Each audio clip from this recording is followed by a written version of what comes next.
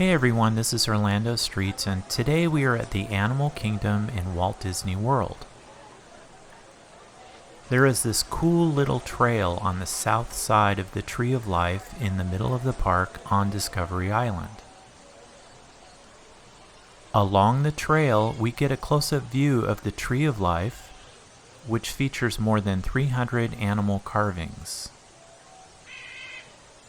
Unfortunately, some of the trail is closed for whatever reason. Hopefully it'll reopen soon.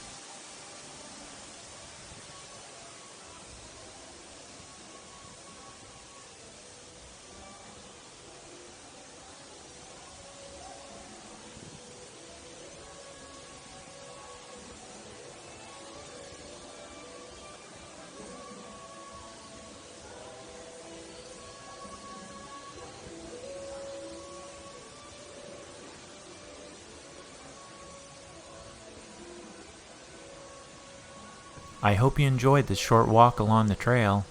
Merry Christmas, everyone. Bye-bye.